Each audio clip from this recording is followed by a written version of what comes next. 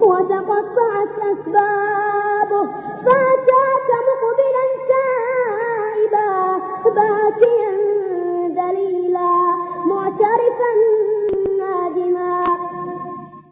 اللهم ثبتنا عند الممات، اللهم ارحمنا قبل أن يدركنا هادم اللذات، قبل أن يقول الشاب منا وحسرتاه، ويقول الشيخ الكبير وشيبتاه، ويقول المذنب العاصي وخيبتاه.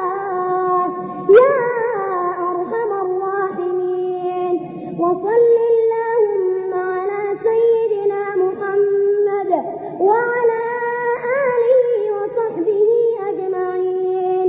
سبحان ربك رب العزة عما يصفون، وسلام على المرسلين، والحمد